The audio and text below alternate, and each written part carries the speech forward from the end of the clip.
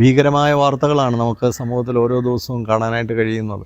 ഇതുവരെ നമ്മൾ അയൽ വീട്ടിലേ ഉണ്ടാവുകയുള്ളൂ, അല്ലെ അടുത്ത സ്ഥലത്തേ ഉണ്ടാവുകയുള്ളൂ, നമുക്കതൊന്നും ബാധിക്കില്ല എന്ന് വിചാരിച്ചിരുന്നെങ്കിൽ മനസ്സിലാക്കിക്കൊള്ളുക, ഞാനാണ് അടുത്തത്, നീയാണ് അടുത്തത്. ഏത് സമയവും എവിടെയും എന്ത് സംഭവിക്കാം. സ്വന്തം ഭവനങ്ങളിൽ പോലും നമ്മൾ സുരക്ഷിതരല്ല. ഒരിടത്തും ആരും സുരക്ഷിതരല്ല. അത്ര ഭീകരമായ സമൂഹത്തിൽ പ്രശ്നങ്ങൾ നടക്കുമ്പോൾ നമ്മൾ ഒരു കാര്യം കൂടെ മനസ്സിലാക്കണം. ഈ പ്രശ്നങ്ങളിലൊക്കെ പെട്ടിരിക്കുന്ന ആൾക്കാരെക്കുറിച്ച് പറയുന്ന അവൻ പാവമായിരുന്നു, അവനെപ്പറ്റി ഇങ്ങനെയൊന്നും അറിയത്തില്ലായിരുന്നു, അല്ലെങ്കിൽ അവൾ പാവമായിരുന്നു, അവളെക്കുറിച്ച് ഇങ്ങനെയൊന്നും അറിയത്തില്ലായിരുന്നു, അവരൊക്കെ പഠിക്കാൻ മിടുക്കരായിരുന്നു. അപ്പോൾ ഒന്നും ഒരു ഗ്യാരണ്ടി അല്ല. ഏത് സമയവും ആരിൽ നിന്നും എന്ത് തരത്തിലുള്ള പ്രതികരണവും ഈ സമൂഹം ദുരന്തങ്ങളായി നേരിടേണ്ടി വരും. അതുകൊണ്ട് എല്ലാവരും ഒരുമിച്ച് കൈകോർത്ത് നാളെ ഇത് എൻ്റെ ഊഴമാണ് എന്ന് മനസ്സിലാക്കിക്കൊണ്ട് വളരെ സുസജ്ജമായി എല്ലാവരും കൈകോർത്ത് നമുക്ക് നേരിട്ട് ഇടപെടാൻ കഴിയുമെങ്കിൽ ഇടപെടുക, ഇല്ലെങ്കിൽ ഇടപെടാൻ കഴിയുന്നവരെ പ്രോത്സാഹിപ്പിക്കുക, അത്തരം പ്രവർത്തനങ്ങളെ പ്രോത്സാഹിപ്പിക്കാൻ നമ്മൾ ഒരുമിച്ച് നിന്നുകൊണ്ട് ഇതിനെതിരെ ഇറങ്ങിയില്ലെങ്കിൽ, ഇനിയും ജനം ഇറങ്ങിയില്ലെങ്കിൽ, ആരെങ്കിലുമൊക്കെ വന്നിനിയും നമ്മളെ നന്നാക്കുമെന്ന് ആലോചിച്ചിരുന്നാൽ നമ്മൾ പൂർണ്ണ തകർച്ചയിലേക്കും പൂർണ്ണ അധോഗതിയിലേക്കും പോകും. ഒരു സംശയമില്ല. അതിനെക്കുറിച്ചാണ് ഈ വീഡിയോ സംസാരിക്കുന്നത്.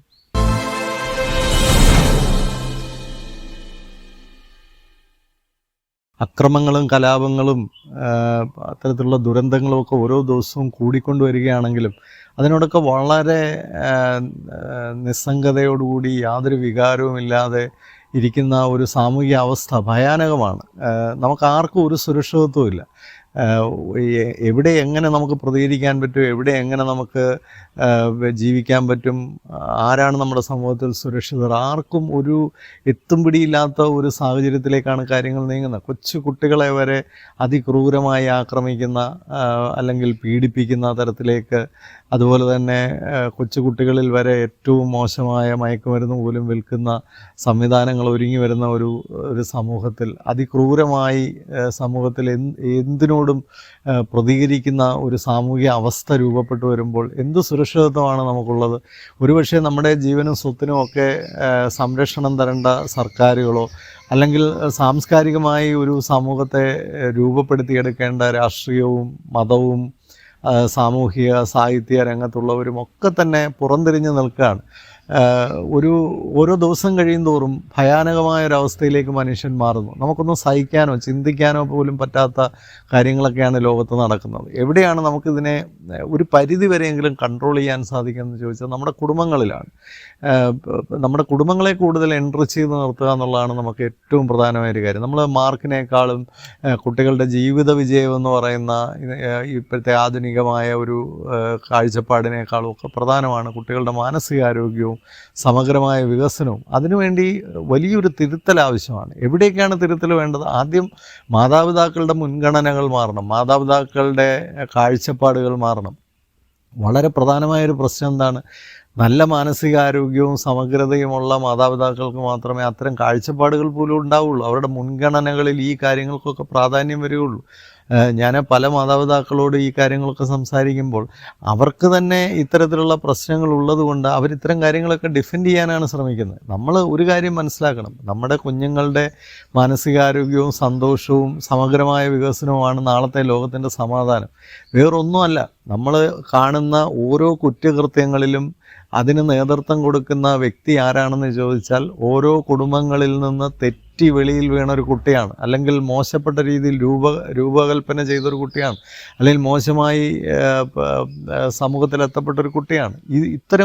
ഇത്തരം ആൾക്കാർ ഓരോ സമൂഹത്തിലും ഇത്തരം ദുരന്തങ്ങൾ വിതയ്ക്കുമ്പോൾ നമുക്ക് ചെയ്യാൻ കഴിയുന്നത്, ഇങ്ങനെയുള്ള കുട്ടികൾ, ഇങ്ങനെയുള്ള മനുഷ്യർ സമൂഹത്തിൽ ഉണ്ടാകാതിരിക്കാൻ നമുക്ക് എന്ത് ചെയ്യാൻ കഴിയും? അതിൻ്റെ തിരുത്തലുകൾ കുടുംബങ്ങളിൽ നിന്നാണ് വരേണ്ടത്. മതങ്ങളൊക്കെ തന്നെ എന്താണ്, കുറേ മരാമത്ത് പണിയാണ് സ്ഥിരമായിട്ട് ചെയ്തുകൊണ്ടിരിക്കുന്നത്.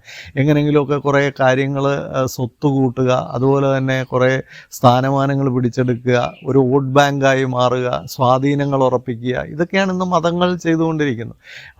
ആലോചിക്കേണ്ട ഒരു കാര്യം, മനുഷ്യനെയും കുടുംബങ്ങളെയും നവീകരിക്കുകയും മനുഷ്യനെയും കുടുംബങ്ങളെയും കുറേ കൂടെ സെൻസിറ്റൈസ് ചെയ്യുകയും മനുഷ്യനെയും കുടുംബങ്ങളെയൊക്കെ കുറേ കൂടെ എൻറിച്ച് ചെയ്യുകയും ഒക്കെ ചെയ്യേണ്ട വലിയൊരു ഉത്തരവാദിത്വമാണ് മതങ്ങൾക്കുള്ളത്. അത് അവർ ചെയ്യുന്ന പോലുമില്ല.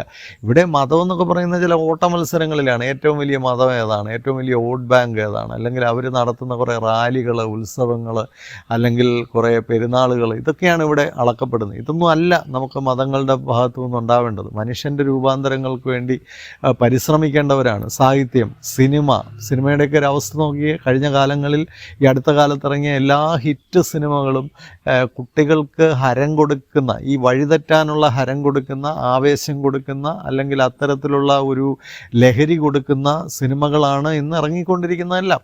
പണമുണ്ടാക്കുക എന്നുള്ളൊരൊറ്റ ലക്ഷ്യമേ ഉള്ളൂ. അത് സമൂഹത്തിൽ എന്ത് ഇമ്പാക്റ്റ് ഉണ്ടാക്കുന്നു, അത് കുട്ടികളെ ഏത് തരത്തിൽ ബാധിക്കുന്നു. ഒരു അധ്യാപികയുടെ ഒരു രോദനം നമ്മൾ കേട്ടതാണ്. ആന്ധ്രയിലെ ഒരു അധ്യാപിക ഒരു സിനിമയ്ക്കെതിരെ, ആ സിനിമ നായകനെതിരെ അതിശക്തമായി പ്രതികരിക്കുന്ന കണ്ടു. കേരളത്തിൽ ആരും പ്രതികരിച്ച് കണ്ടില്ല. കാരണം കേരളത്തിൽ ആ പ്രതികരണ ശക്തി പോലും നശിച്ചിരിക്കുന്നു. മലയാളിക്ക് അതിനുള്ള ത്രാണിയില്ലാതായിരിക്കുന്നു. നമ്മുടെ സമൂഹത്തിൽ വളരെ മ്ലേച്ഛമായ രീതിയിൽ സിനിമകളൊക്കെ പടച്ചുവിട്ട് അതിൽ നിന്ന് എങ്ങനെ പണം ഉണ്ടാക്കാം. കാരണം ഈ കുട്ടികളെ ലഹരി പിടിപ്പിക്കുന്ന, കുട്ടികളെ ആവേശം കൊള്ളിക്കുന്നതൊക്കെ ഇറക്കി വിട്ട് കഴിഞ്ഞാൽ ഇവിടെ അതിന് മാർക്കറ്റുണ്ട്. പക്ഷേ നിങ്ങളുണ്ടാക്കുന്ന ആ മാർക്കറ്റാണ് ഈ സമൂഹത്തിനെ കലാപത്തിലേക്ക് നയിക്കുന്നത്, ഈ സമൂഹത്തിനെ നാശത്തിലേക്ക് നയിക്കുന്നത്. അത് അതേ സിനിമാക്കാർക്ക് തന്നെ നമ്മൾ അവാർഡുകൾ കൊടുക്കുകയും അതേ സിനിമാക്കാർക്ക് തന്നെ രാജ്യത്തിൻ്റെ പരമോന്നത ബഹുമതി വരെ കൊടുക്കുകയും ചെയ്യുമ്പോൾ എത്ര പരിതാപകരമാണ് നമ്മുടെ മേളിലൊക്കെ ഇരിക്കുന്ന ആൾക്കാർ. കാരണം ആ രാഷ്ട്രീയക്കാരന് ഇതിൻ്റെ പങ്കുപറ്റിയാണ് ജീവിക്കുന്നത്. ഇതാണ് ഇതിൻ്റെ ഒരു വലിയ പ്രശ്നം. അപ്പോൾ സിനിമയ്ക്ക് അവരുടെ ഉത്തരവാദിത്തങ്ങളുണ്ട്. സാംസ്കാരിക രംഗത്ത് പ്രവർത്തിക്കുന്നവർക്ക് വലിയ ഉത്തരവാദിത്തങ്ങളുണ്ട്. അവർ ശബ്ദിക്കേണ്ടതായിട്ടുണ്ട്. ആരും ശബ്ദിക്കുന്നില്ല. ഡോക്ടർമാർ, സൈക്കോളജിസ്റ്റുകൾ, അതുപോലെ തന്നെ സൈക്യാട്രിസ്റ്റുകൾ, ഇങ്ങനെയൊക്കെയുള്ളവരൊക്കെ പ്രതികരിക്കേണ്ടതായിട്ടുണ്ട്. വളരെ അപൂർവം പേരാണ് ഇത്തരം കാര്യങ്ങളിലൊക്കെ പ്രതികരിച്ച് കണ്ടിട്ടുള്ളത്. എല്ലാവരും അവരവരുടെ പുട്ടടിക്കാനുള്ള കാര്യങ്ങളെക്കുറിച്ച് മാത്രം ചിന്തിച്ചുകൊണ്ടിരുന്നാൽ ഒരു സമൂഹം തകർന്നടിഞ്ഞു പോകും. ഒരു സംശയമില്ല. നമ്മൾ എന്തെങ്കിലുമൊക്കെ പ്രതികരിക്കുമ്പോൾ പലപ്പോഴും അതിനുള്ളൊരു തിരിച്ചുള്ള മറുപടി എന്ന് പറയുന്നത് അതെല്ലാം പൊളിറ്റിക്കലാണ്, സർക്കാരിനെതിരെയാണ്. ഒരിക്കലുമല്ല. ഇതിനു മുമ്പിരുന്ന സർക്കാരുകളെല്ലാം ചെയ്തു വെച്ചതിൻ്റെ ബാക്കി ഈ സർക്കാർ ചെയ്യുന്നു. ഓരോ സർക്കാരുകളും ഇങ്ങനെ ചെയ്ത് പോയാൽ കാര്യം നടക്കും. ജലദോഷമായിരുന്ന സമയത്ത് നമുക്ക് ഒരു പാരസിറ്റമോൾ മതി. പനിയായാലും ചിലപ്പോൾ പാരസിറ്റമോളേക്കും. ന്യൂമോണിയ ബാധിച്ചിട്ട് ഇനി പാരസിറ്റമോൾ കൊണ്ട് ട്രീറ്റ് ചെയ്യാൻ പറ്റുമോ? ലഹരിക്കെതിരെയൊക്കെ നടക്കുന്ന പ്രവർത്തനങ്ങൾ എന്നൊക്കെ പറയുന്നത് വെറും ബാലിശമാണ്. കുറേ ഫ്ലാഷ് മോബുകളും കുറേ റാലികളും ഒക്കെ നടത്തി എന്ത് ആഭാസമാണ് ഇതൊക്കെ. സത്യം പറഞ്ഞാൽ ഇങ്ങനെയാണോ ലഹരിക്കെതിരെയുള്ള പോരാട്ടങ്ങൾ നടന്ന് ഗവൺമെൻറ്റൊക്കെ അതിശക്തമായ നിയമങ്ങൾ കൊണ്ടുവന്ന് എങ്ങനെ കൊണ്ടുവരും? കാരണം ഇതിൻ്റെ എല്ലാം പങ്കാളികളായിട്ടിരിക്കുന്ന ആൾക്കാരെല്ലാം ഒരു കൂട്ടർ തന്നെയാണ്. ഇവരെല്ലാം അങ്ങോട്ടും ഇങ്ങോട്ടും എല്ലാ സഹകരണത്തിലാണ്. ഇലക്ഷനും മറ്റുമൊക്കെ ഇത്രയും കോടിക്കണക്കിന് പണം എവിടെ നിന്നാണ് വരുന്നത്? ഈ പണമെല്ലാം ഈ തെറ്റായ മാർഗത്തിലൂടെ ഉണ്ടാക്കുന്ന കള്ളപ്പണമാണ് ഒഴുകുന്നത്. ഇതിൻ്റെ എല്ലാം പുറകിൽ ഈ സമൂഹത്തിൻ്റെ രക്തം വരേണ്ട കൈകളുണ്ട്. ഈ സമൂഹത്തിലെ കുട്ടികളെ നശിപ്പിച്ചതിൻ്റെ ലാഭമുണ്ട്. അപ്പോൾ ഇതെല്ലാം അങ്ങോട്ടും ഇങ്ങോട്ടും ചേർന്ന് നിൽക്കുകയാണ്. ഇങ്ങനെ പോയാൽ നമ്മൾ എവിടെ ചെന്ന് നിൽക്കും? ഇനി ജനം ഇറങ്ങി വന്നേ പറ്റുള്ളൂ. ഓരോ കുടുംബവും ചിന്തിക്കണം. അവനവൻ്റെ മക്കളെ മാത്രം ശരിയാക്കിയാൽ അല്ലെങ്കിൽ നേരെയാക്കി കളയാമെന്ന് ആരും വിചാരിക്കേണ്ട. നമ്മുടെ അയൽപക്കത്തുള്ള കുഞ്ഞുങ്ങളെയും കൂടി രക്ഷിക്കേണ്ടതായിട്ടുണ്ട്. നമ്മുടെ സമൂഹത്തിലുള്ള കുഞ്ഞുങ്ങളെയും കൂടെ രക്ഷിക്കേണ്ടതായിട്ടുണ്ട്. നല്ലവരായ കുറച്ച് മനുഷ്യരെങ്കിലും ഒരു സെൻസിറ്റൈസ്ഡായി ഈ സമൂഹത്തിൽ പ്രവർത്തിക്കാൻ ശ്രമിക്കുക. നിങ്ങൾക്ക് നേരിട്ട് പ്രവർത്തിക്കാൻ കഴിയുന്നില്ലെങ്കിൽ പ്രവർത്തിക്കാൻ കഴിയുന്നവരെ ഒന്ന് പ്രോത്സാഹിപ്പിക്കുകയെങ്കിലും ചെയ്യുക. ഇന്ന് സാമൂഹ്യ രംഗത്തുള്ള സംഘടനകളൊക്കെ കയ്യടി വാങ്ങിക്കാനായിട്ടുള്ള കുറേ ചാരിറ്റി എന്നൊക്കെ പറഞ്ഞ് ഇറങ്ങിയിരിക്കുകയാണ്. ഏറ്റവും വലിയ ചാരിറ്റി എന്താണ്? വളർന്നു വരുന്ന തലമുറയെ കാഴ്ചപ്പാടും ദർശനവും ആരോഗ്യവും ഉള്ളവരാക്കി മാറ്റുക എന്നുള്ളതാണ്. മാനസിക ആരോഗ്യത്തിന് വലിയ പ്രാധാന്യം സമൂഹത്തിൽ കൊടുത്തേ പറ്റൂ. കുഞ്ഞുങ്ങളുടെ ഹാപ്പിനെസ്സിന് വലിയ പ്രാധാന്യം കൊടുക്കണം. ഒരുപക്ഷെ അവിടെ തടസ്സമായി നിൽക്കുന്നത് വിദ്യാഭ്യാസമാണെങ്കിൽ ആ വിദ്യാഭ്യാസത്തിൽ വലിയ തിരുത്തലുകൾ വരണം. ഇവിടെ ഞാൻ ആലോചിക്കുകയായിരുന്നു, ഈ കഴിഞ്ഞ ദിവസങ്ങളിലൊക്കെ ഇത്രമേൽ അരാജകത്വം ഈ സമൂഹത്തിൽ നടന്നിട്ട് വിദ്യാഭ്യാസ സ്ഥാപനങ്ങളോ വിദ്യാഭ്യാസ രംഗത്ത് നിൽക്കുന്നവരൊന്നും ഇതിനോട് പ്രതികരിച്ചിട്ട് പോലുമില്ല. ആലോചിച്ച് നോക്കിയേ, ഒരു സമൂഹത്തെ നശിപ്പിക്കാൻ വിദ്യാഭ്യാസം നശിപ്പിച്ചാൽ മതി. അത് ഏറ്റവും വ്യക്തമായി കാണാൻ കഴിയുന്ന നമ്മുടെ സമൂഹത്തിലാണ്. നമ്മുടെ സമൂഹത്തിലെ വിദ്യാഭ്യാസം നാറാണക്കല്ലായിട്ടും നമ്മളത് തിരിച്ചറിഞ്ഞിട്ടില്ല. നമ്മുടെ കുട്ടികൾക്ക് എന്താ വേണ്ടത്? കുട്ടികൾക്ക് സമഗ്രമായ വികസനമാണ് ഒരു വിദ്യാഭ്യാസ സ്ഥാപനത്തിൽ നിന്ന് ലഭിക്കേണ്ടത്. അവിടെ പഠിത്തം മാത്രമാണ് നടക്കുന്നത്. കുറേ മാർക്ക് വാങ്ങിപ്പിക്കാനുള്ള പരിപാടികൾ മാത്രമാണ് നടക്കുന്നത്. കുട്ടികൾ കളിക്കുന്നില്ല. കുട്ടികൾക്ക് നല്ല സോഷ്യൽ അവയർനെസ്സും സോഷ്യൽ ഇൻ്റലിജൻസും വർദ്ധിപ്പിക്കാനുള്ള യാതൊരു പ്രവർത്തനവും നടക്കുന്നില്ല. കുട്ടികൾക്ക് കളികളില്ല, സാംസ്കാരിക പ്രവർത്തനങ്ങളില്ല, കലകളിൽ ഇൻവോൾവ്മെൻ്റ് ഇല്ല. ഇതൊക്കെ വെറും ടെക്നിക്കലായിട്ട് ഏതെങ്കിലും ഒരു ഉത്സവം നടത്തി തീർക്കുന്നതല്ലാതെ ശരിയായ രീതിയിൽ കുട്ടികളുടെ ഇപ്പം നന്നായിട്ട് പാട്ട് പാടുകയും സംഗീതം ആലപിക്കുകയും ഒക്കെ ചെയ്യുന്ന കുഞ്ഞുങ്ങൾ സംഗീതം പഠിച്ചാൽ തന്നെ കുറേ കൂടെ മനുഷ്യരാകും.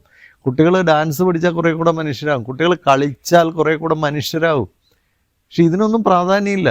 പ്രാധാന്യം മുഴുവൻ കുറേ മാർഗം വാങ്ങിപ്പിക്കുക, അതിൻ്റെ കുറേ കോച്ചിങ് സെൻറ്ററുകൾ, അതിൻ്റെ കുറേ ട്യൂഷൻ സെൻറ്ററുകൾ, ഇവരുടെ എല്ലാം കൂടെ മൊത്ത കച്ചവടം. ഇപ്പം പരീക്ഷ എന്നൊക്കെ പറഞ്ഞ് രാത്രികാല ട്യൂഷൻ എന്നൊക്കെ പറഞ്ഞ് പല സ്ഥലങ്ങളിലും നടക്കുന്നതൊക്കെ വളരെ വളരെ ആവശ്യമില്ലാത്ത കാര്യങ്ങളാണ്. കുട്ടികൾ വീട്ടിലിരുന്നാണ് പഠിക്കേണ്ടത്. വീട്ടിലിരുന്ന് പഠിക്കുക, അപ്പനും അമ്മയും അവരുടെ കൂടെ ഇരിക്കുക, സഹോദരങ്ങളോടൊപ്പം ഇരിക്കുക, കുടുംബമായിട്ടിരുന്ന് ഭക്ഷണം കഴിക്കുക, കുടുംബമായിട്ടിരുന്ന് പ്രാർത്ഥിക്കുക. ഇത്തരം കാര്യങ്ങളെല്ലാം വലിച്ചെറിഞ്ഞിട്ട് നമ്മൾ പോയിട്ട് രാത്രിയിൽ ഏതാണ്ട് 10 മാർക്ക് കൂടുതൽ വാങ്ങിക്കാനായിട്ട് പോയിരിക്കുകയാണ്. ഇതെല്ലാം ഈ താൽക്കാലിക ലാഭത്തിന് പോയവരാണ് അവസാനം വലിയ നഷ്ടങ്ങൾ വിളിച്ചു വരുത്തിയിട്ടുള്ള ഒരു സംശയം അക്കാര്യത്തിലില്ല. നമ്മൾ കുഞ്ഞുങ്ങളുടെ സമഗ്രമായ വികസനത്തിന് പ്രാധാന്യം കൊടുക്കണം. അതിന് മാതാപിതാക്കൾ അവരുടെ ആരോഗ്യവും അവരുടെ കാഴ്ചപ്പാടും ഒക്കെ തിരുത്തണം. അധ്യാപകരിൽ മാറ്റങ്ങൾ വരണം. സമൂഹത്തിലെ എല്ലാ രംഗത്തും മാറ്റങ്ങൾ വരണം. പണം മാത്രമാണ് ലക്ഷ്യമെങ്കിൽ അത് അരാജകത്വമാണ്. ഈ മെറ്റീരിയലിസത്തിൻ്റെ ഒരു റിസൾട്ടാണ് ഇന്ന് കാണുന്നത്. പണമാണ് എല്ലാവർക്കും. മതങ്ങളും പണത്തിൻ്റെ പുറകിനാണ്, രാഷ്ട്രീയം പണത്തിൻ്റെ പുറകിനാണ്, സമൂഹത്തിലെ എല്ലാ രംഗത്തുള്ളവരും പണത്തിൻ്റെ പുറകിനാണ് ഓടുന്നത്. ഇങ്ങനെ പണത്തിന് വേണ്ടി ഓടിയ കഴിഞ്ഞ 30 വർഷത്തിൻ്റെ ബാക്കി പത്രമാണ് ഇന്ന് ഈ സമൂഹം അനുഭവിക്കുന്ന എല്ലാ അരാജകത്തിനും കാരണം. ഇതിവിടെ മാത്രമല്ല, മലയാളികൾ ഏതെല്ലാം സ്ഥലത്ത് ചെന്നിട്ടുണ്ടോ അവിടെയെല്ലാം ഇതേ ദുരന്തമുണ്ട്. ഞാൻ അമേരിക്കയിൽ നിന്ന് ഒരാൾ എന്നെ വിളിച്ച് പറഞ്ഞത് അവിടെ ഈ ട്യൂഷനും കോച്ചിങ്ങും എല്ലാം തുടങ്ങിയിട്ടുണ്ട്. ഗൾഫിൽ ഈ ട്യൂഷനും കോച്ചിങ്ങും എല്ലാം തുടങ്ങി. മലയാളി എവിടെല്ലാം ചെല്ലുന്നു അവന് ഗതി പിടിക്കത്തില്ല. കാരണം അവൻ്റെ ലക്ഷ്യം മുഴുവൻ പണമാണ്. അതിൻ്റെ അരാജകത്വം അവൻ്റെ സമൂഹത്തിലെല്ലാം നടക്കുന്നു. കഴിഞ്ഞ ദിവസം ഓസ്ട്രേലിയയിൽ നിന്ന് വിളിച്ച ഒരു പേരൻ്റ് പറഞ്ഞത് മൂത്ത മോള് വലിയ വയലൻസാണ്, പിന്നെ ഒരു രക്ഷയില്ല, എന്ത് ചെയ്യണമെന്നറിയത്തില്ല. ഞാൻ സംസാരിച്ചപ്പോൾ എനിക്ക് മനസ്സിലായതൊരു മാനസിക പ്രശ്നത്തിൻ്റെ തുടക്കത്തിലാണ്. ഞാൻ അവരെ എത്രയും പെട്ടെന്ന് നാട്ടിൽ വന്ന് നല്ലൊരു ഡോക്ടറെ കാണിക്കാൻ പറഞ്ഞ് വിട്ടു. അപ്പോൾ പറഞ്ഞു വന്നപ്പോൾ പിതാവ് തന്നെ ഈ ഒരു രോഗം മറച്ചു വെച്ച് ജീവിക്കുന്ന ആളാണ്. അപ്പോൾ ഇതൊക്കെയാണ് പ്രശ്നം. നമ്മൾ അതുപോലെ അനാവശ്യമായ കടം വാങ്ങിക്കുക, അനാവശ്യമായ ധൂർത്ത് കാണിക്കുക, അനാവശ്യമായ പിന്നെ മറ്റുള്ള അയൽക്കാരുമായിട്ട് കോമ്പീറ്റ് ചെയ്യാൻ ശ്രമിക്കുക. ഇതിലൂടെയൊക്കെ ഒരു അച്ചടക്കം നഷ്ടപ്പെട്ട സമൂഹം, അച്ചടക്കമില്ലാത്ത വീടുകൾ വലിയ ദുരന്തത്തിലേക്ക് പോകും. സാമ്പത്തിക അച്ചടക്കം ഏറ്റവും പ്രധാനം. സാമൂഹികപരമായി നമുക്ക് ഒത്തിരി ഉത്തരവാദിത്തങ്ങളുണ്ട്. നമ്മളുടെ മാത്രം ജീവിതമല്ല, നമുക്ക് ചുറ്റുമുള്ളവരുടെയും കൂടെ ജീവിതത്തിന് നമുക്കൊരു ഉത്തരവാദിത്തമുണ്ട്. എല്ലാവരും അന്യോന്യം നല്ല മാതൃകയോടെ ജീവിക്കാൻ ശ്രമിച്ചാൽ, അതുപോലെ തന്നെ എല്ലാവരും ശക്തമായിട്ട് ഇത്തരം കാര്യങ്ങളിൽ ഇടപെടണം. ഇനിയും നിശബ്ദമായിട്ടിരുന്നാൽ പൂർണ്ണ ദുരന്തമായിരിക്കും നമ്മൾ അനുഭവിക്കാൻ പോകുന്നത്. ഇനിയും നിശബ്ദമായിട്ടിരിക്കാൻ ആർക്കും അവകാശമില്ല. ആ അവകാശമെല്ലാം നഷ്ടപ്പെട്ടിരിക്കുന്നു. ഏത് സമയവും വീട്ടിനുള്ളിൽ പോലും നമ്മൾ ആക്രമിക്കപ്പെടും, ഒരു സംശയവുമില്ല. അതുകൊണ്ട് വളരെ ജാഗ്രതയോടുകൂടി നമുക്ക് ഇതിനകത്ത് എന്തെല്ലാം പ്രവർത്തിക്കാം. എനിക്കറിയില്ല, എനിക്കിതിനെല്ലാം ഉത്തരവൊന്നുമുള്ള ആളല്ല. പക്ഷെ ഞാൻ ഈ സമൂഹത്തിൽ ഒരു 10-26 വർഷമായിട്ട് പ്രവർത്തിക്കുന്നതിൻ്റെ വെളിച്ചത്തിൽ ഞാനൊരു കാര്യം പറയുകയാണ്. നമുക്ക് ഇടപെടാൻ കഴിഞ്ഞാൽ ഒരുപാട് മാറ്റങ്ങൾ സമൂഹത്തിൽ കൊണ്ടുവരാൻ പറ്റും. അത് എൻ്റെ ജീവിത അനുഭവത്തിൽ നിന്ന് ഞാൻ പറയുകയാണ്. ഇടപെടാത്തതാണ് പ്രശ്നം. അതുപോലെ തന്നെ നമ്മൾ ഈ കൈയടിച്ച് പ്രോത്സാഹിപ്പിക്കുന്ന എല്ലാത്തരം സംഘടനകളും അവരുടെ എല്ലാം ലക്ഷ്യങ്ങൾ വെറും പണവും സ്ഥാനമാനങ്ങളും സമ്പത്തും മാത്രമാണ്. ഇതെന്ന് അവസാനിപ്പിക്കുന്നു അന്ന് മാത്രമേ നമുക്ക് സമൂഹത്തിൽ ഒരു തിരിച്ചുവരവിന് സാധ്യതയുള്ളൂ. എല്ലാവരെയും ഇത് ഒരു അല്പമെങ്കിലും ചിന്തിക്കാൻ ഈ ഒരു വീഡിയോ സഹായിക്കുന്നെങ്കിൽ വളരെ സന്തോഷം. ഇത് മറ്റുള്ളവർ കൂടെ ഒന്ന് ഷെയർ ചെയ്ത് കൊടുക്കുക. നമുക്ക് ഒന്നായി ഇറങ്ങി പ്രവർത്തിക്കേണ്ട ഒരു സമയം വന്നിരിക്കുന്നു. എല്ലാവരും അതിനായിട്ട് കൈകോർക്കുക. Happy livings.